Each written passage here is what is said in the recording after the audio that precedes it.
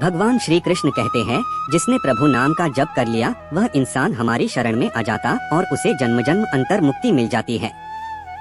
क्या आपने कभी सोचा है कि सर्वोच्च वास्तविकता को कैसे प्राप्त किया जा सकता है?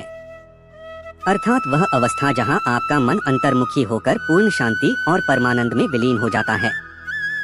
परमात्मा वह परम तत्व है जो आप, मैं और समस्त अस्तित्व में व्याप्त है। जिस प्रकार दर्पण में परछाई स्थित होती है, उसी प्रकार यह संपूर्ण जगत परमात्मा में समाया हुआ है। जब हम जागरूकता के साथ जगत के मायाजाल से आत्मा को मुक्त कर लेते हैं, तो हम परमात्मा के साथ एक हो जाते हैं। जगत का अर्थ है शरीर और मन, अहम भाव, जिसे शायद आप आत्मा मान बैठे हों, लेकिन यह सत्य नहीं बल्कि यह मिथ्या है। अज्ञान के प्रभाव से जीव शरीर को ही अपना अंतिम अस्तित्व मान लेता है।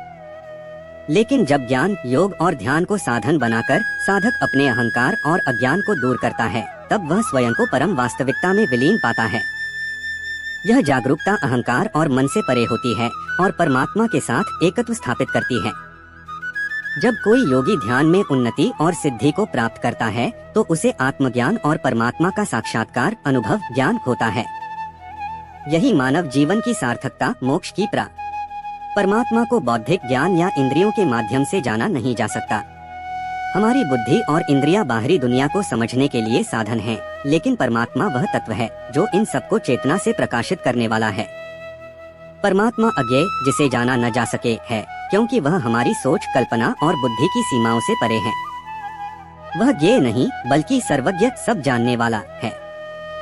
सभी जीवों के भीतर परमात्मा, दिव्य चेतना विद्यमान होती है। जब कोई योगी ध्यान के माध्यम से इस चेतना का साक्षात्कार करता है, तो वह अपने अहंकार और व्यक्तित्व से मुक्त होकर परमात्मा में विलीन हो जाता है।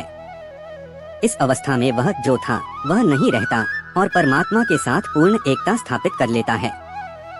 यदि कोई साधक परमात्मा से जुड़ना चाहता है, तो उसे अपने अहंकार, अहम भाव को मिटाना आवश्यक होता है। जिस प्रकार सूर्य और अंधकार एक साथ नहीं रह सकते, उसी प्रकार दिव्य ज्ञान स्वरूप परमात्मा और अज्ञान एक साथ नहीं हो सकते।